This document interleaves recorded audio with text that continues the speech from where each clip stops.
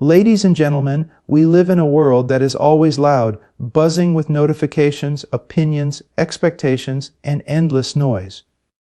In this chaos, we often forget the most important person in our lives, ourselves. Today, I want to remind you, you are not selfish for putting yourself first. You are essential. Prioritizing yourself is not about neglecting others.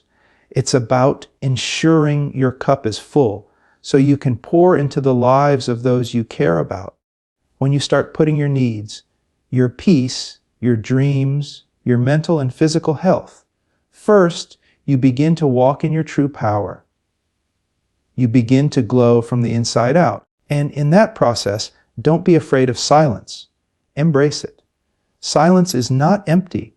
It's full of answers. It is in the quiet that we hear our true thoughts, feel our real emotions, and reconnect with our purpose. Silence teaches us to listen, not just to the world around us, but to the voice within. And that voice, when nurtured, becomes our greatest guide. From a young age, many of us are taught to put others first, to be generous, to be kind, to give, to help. And those are beautiful values. But somewhere along the way, the message gets twisted. We start believing that taking time for ourselves is wrong, that setting boundaries is rude, and that choosing ourselves is selfish. But here's the truth. Prioritizing yourself is not selfish. It's necessary. When you continuously give to others without replenishing yourself, you begin to run on empty. You can't pour from an empty cup, no matter how much you love, care, or want to be there for people. If you're constantly drained, stressed, or overwhelmed, what you offer others is a fraction of your best self. That's not sustainable, not for your health, your relationships, or your sense of purpose. Prioritizing yourself means recognizing your own needs, your need for rest, joy, space, growth, healing, and authenticity. It means checking in with your emotions, honoring your boundaries, and not sacrificing your well-being to keep the peace or please others. It's about making conscious decisions that align with your values, even if they don't make everyone happy. Self-respect starts when you acknowledge your worth, not just in what you do for others, but in who you are. You matter, even when you're not productive. You are deserving of love, care, and peace, especially from yourself. Choosing yourself is not a betrayal of anyone else. It's a bold declaration that your life, your energy, and your dreams deserve your own attention. In fact, when you prioritize yourself, you show up more whole, more grounded, and more authentically for others. That's not selfishness. That's strength. That's sustainability. That's love in its most honest form. It's easy to fall into the habit of constantly giving to your family, your friends, your work, your community, until there's barely anything left for you. You run around trying to meet everyone's needs, fulfilling responsibilities, showing up, being available, being strong. But here's something to sit with. You can only give your best to the world when you are whole, when you are nourished, and when you are well. Imagine your energy, your time, your emotional capacity as a cup.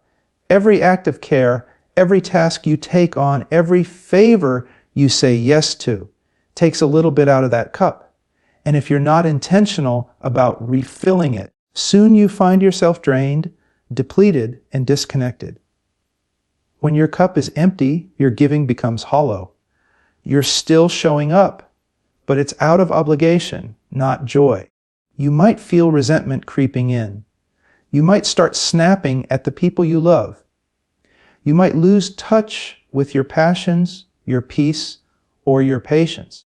Giving from a place of emptiness doesn't serve anyone. It leads to burnout, and over time, it chips away at your sense of self. But when you make time to care for yourself, whether it's through rest, reflection, movement, connection, solitude, or creativity, you begin to fill your cup again. And from that fullness, you can give with presence, intention, and authenticity. You're more compassionate because you've shown compassion to yourself. You're more grounded because you've created space to breathe. You listen better, love deeper, and lead with clarity. You begin to realize that self-care is not indulgent. It's foundational. It strengthens your ability to hold space for others. It equips you to handle life's demands with grace instead of exhaustion. It helps you maintain balance so that your giving is not only sustainable, but meaningful and rooted in love rather than duty. You can still be generous. You can still be kind. But when your generosity flows from a place of inner abundance, it becomes far more powerful than when it's forced through exhaustion. A full cup doesn't just pour, it overflows naturally, effortlessly, and beautifully. We are surrounded by noise, endless conversations, constant media, notifications buzzing, opinions flying, expectations looming. From the moment we wake up, the world rushes in. The pressure to keep up, to respond, to perform, to engage fills every corner of our day. And in the midst of all this external chaos, we often lose touch with what's happening inside of us. Noise can be more than just sound. It can be the mental clutter that clouds our clarity, the pressure to fit in, the fear of missing out, the weight of others' judgments, the nonstop cycle of overthinking. All of this noise distracts us from the one voice that matters most, our own. That's where silence comes in. Silence isn't empty. It's one of the richest, most powerful spaces we can create for ourselves. When we step away from the noise and allow stillness in, something beautiful happens. We start to hear ourselves again. In silence, we can finally tune in to our feelings, our dreams, our intuition, and our truth. We begin to notice the things we've been avoiding or suppressing.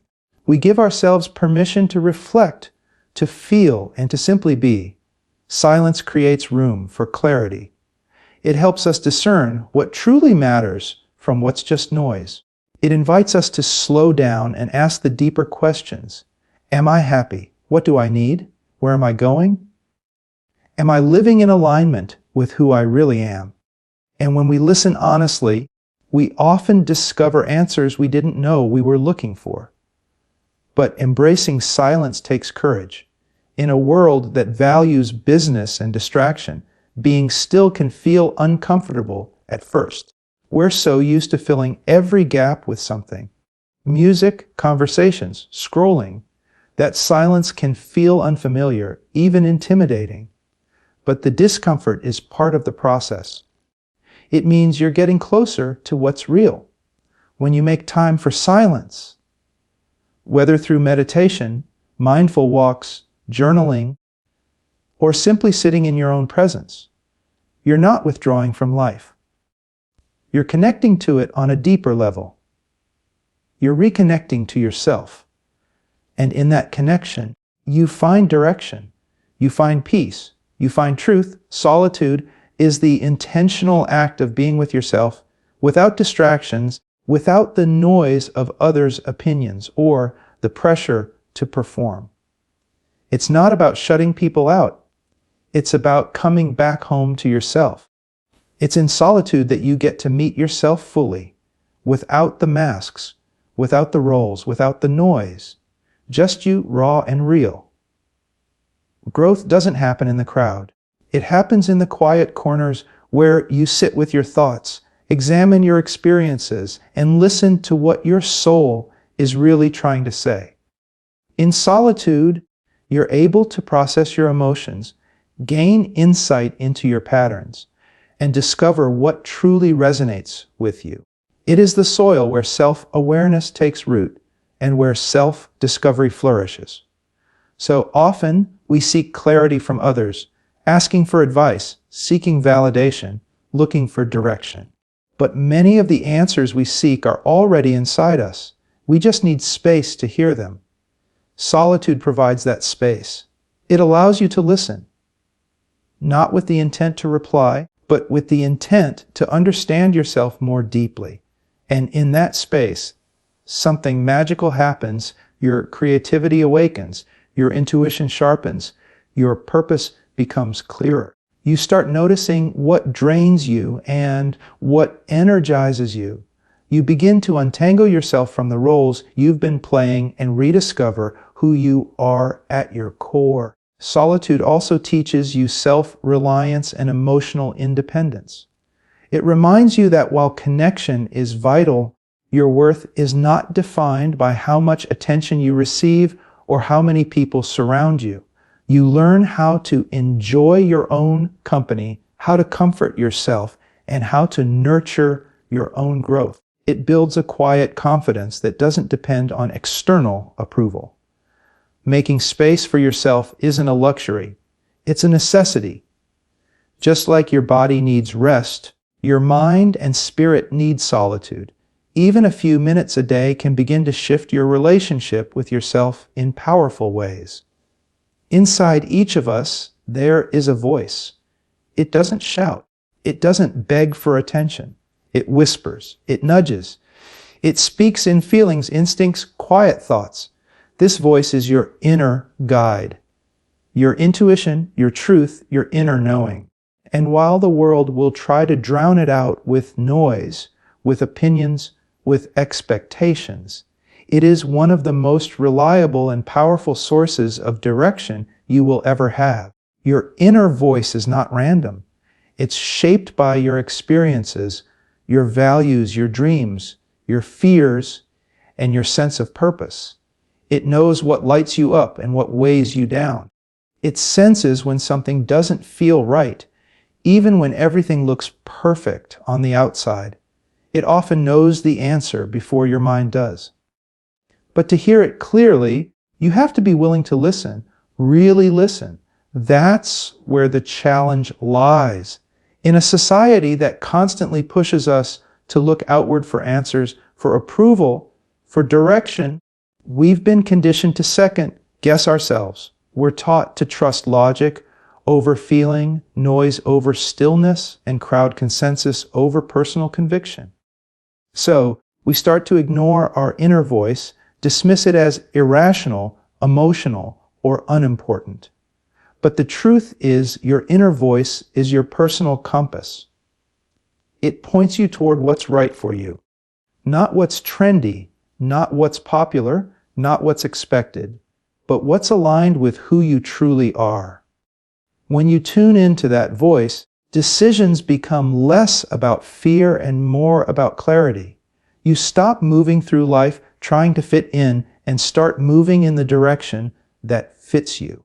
Listening to your inner voice takes trust and practice.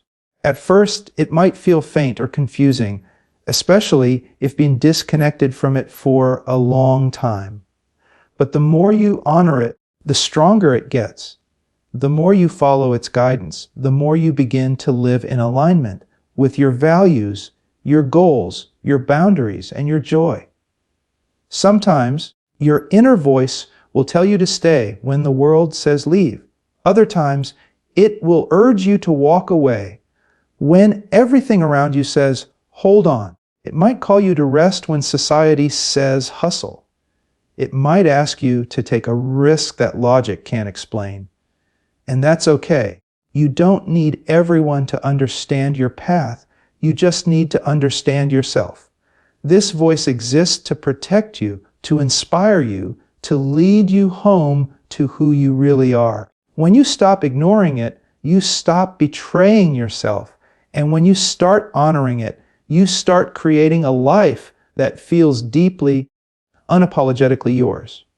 Many of us have been taught that saying no is something to feel guilty about. We've been conditioned to associate it with rejection, selfishness, or letting people down. So we say yes to invitations we don't want, to tasks that overwhelm us, to commitments that drain us. We stretch ourselves thin trying to be everything for everyone, hoping to be liked, needed, accepted. But here's the truth: every yes you give is also a no to something else. And if you're constantly saying yes to things that don't serve you, you're likely saying no to your own peace, your own time, your own well-being. That's where the power of boundaries and the courage to say no comes in. Saying no is not about shutting people out. It's about showing up for yourself. It's about honoring your limits and protecting the things that matter most to you. Your mental health, your energy, your priorities, your rest. It's recognizing that your resources, your time, your emotional capacity, your presence, are not infinite, and they shouldn't be treated as such. Boundaries are not walls, they are filters. They don't disconnect you from others, they keep you connected to yourself. They help you give from a place of choice rather than obligation. When you start setting clear boundaries, you begin to engage with people and situations with authenticity instead of resentment. You start making room for what aligns with your values, not just what pleases others. Saying no can feel uncomfortable at first, especially if you're used to being the go-to person or if your identity is wrapped up in being the reliable one. You might worry about disappointing others or being misunderstood, but the truth is, every time you say yes when you want to say no, you abandon yourself. And over time, that self-abandonment builds into burnout, frustration, and disconnection. On the flip side, every time you honor your boundaries, even in small ways, you are practicing self-respect. You are sending a message to yourself and the world that your needs matter, that your time is valuable, that your peace is non-negotiable. You begin to live more intentionally, making choices that reflect what you truly want, not just what others expect. So give yourself permission to say no without over-explaining, without guilt, without apology. A simple no is a complete sentence. And it's one of the most loving things you can say to yourself and to the people around you. Because when your boundaries are clear, your relationships become more honest, more respectful, and more balanced. In a world that often measures success by how fast you move, how much you produce, or how loud you can be, peace can seem like a luxury, something reserved for quiet Sundays or rare vacations. But in truth, peace isn't something we find once in a while. It's something we must actively cultivate, protect, and prioritize. Peace isn't the absence of problems. It's the presence of clarity, emotional stability, and alignment even in the face of challenges. It's the quiet strength that allows you to respond instead of react. It's the calm center that keeps you grounded when everything around you feels chaotic. So many people are chasing achievement, attention, validation, or perfection, believing those things will finally make them feel whole. But without peace, all of those things can become heavy. What good is success if you're anxious all the time? What good is recognition if you feel disconnected from yourself? What good is having everything on the outside if your mind is always at war within? Peace is what allows you to move through life with intention instead of panic. It allows you to make decisions based not on fear or urgency, but on what truly serves your growth and well-being. When you prioritize inner calm, you begin to navigate relationships, responsibilities, and even failures with a sense of grace. You begin to see that not everything deserves your energy, not every battle needs to be fought, and not every opinion needs a response. But peace doesn't come by accident. It's something you must choose again and again. It might mean walking away from situations that disturb your spirit. It might mean setting boundaries with people who thrive in chaos. It might mean letting go of the need to control everything and learning to trust the process. It might mean slowing down in a culture that constantly tells you to speed up. And here's the powerful part. when you stop chasing noise and start choosing peace, you begin to reclaim your life. You begin to tune in to what really matters. Your creativity flows more freely. Your relationships become more genuine. Your body starts to relax. Your mind gets clearer. You stop living in survival mode and start living in a state of grounded, mindful presence. Peace is not weakness. It is not avoidance. It is power. The kind of power that comes from being so connected to yourself that nothing outside of you can shake your foundation. It is the strength to stay centered in a spinning world, to trust your pace, and to know that a quiet life is not a small life. It's often the most meaningful one. We often focus so much on how we show up for others, how we love them, support them, communicate with them, that we forget the most important relationship we'll ever have, the one we have with ourselves. It is the foundation, the blueprint, the starting point. Every connection you form, every boundary you set, every type of love you allow into your life is deeply influenced by how you see, treat, and understand you. Your relationship with yourself is more than self-talk or self-care routines. It's the inner narrative you carry, the beliefs you hold about your worth, your capabilities, and your place in the world. If that relationship is built on criticism, neglect, or insecurity, it becomes incredibly difficult to form healthy, balanced, and fulfilling relationships with others. You may overextend, seek constant validation, tolerate mistreatment, or lose yourself trying to be enough for everyone else. Because deep down, you haven't yet decided you're enough for you. On the other hand, when you begin to develop a relationship with yourself that is rooted in compassion, respect, and honesty, everything shifts. You start to see your needs as valid, your voice as valuable, and your presence as worthy. Not because of what you do for others, but because of who you are. You begin to raise your standards, not in a prideful way, but in a way that says, I know what I deserve because I know who I am. Relationship shapes self-worth. It informs what you accept, what you chase, and what you walk away from. When that relationship is healthy, you no longer look to others to complete you. You connect with others from a place of wholeness, not desperation. You communicate more clearly. You forgive yourself more freely. You trust your instincts, honor your boundaries, and feel more secure in your choices. That kind of inner security radiates outward. It makes your connection stronger, more honest, and more rooted in mutual respect. But building a strong relationship with yourself doesn't happen overnight. It takes intention. It takes time. It requires you to unlearn the harmful narratives you've absorbed and replace them with truth. It means being there for yourself on the hard days, not just the good ones.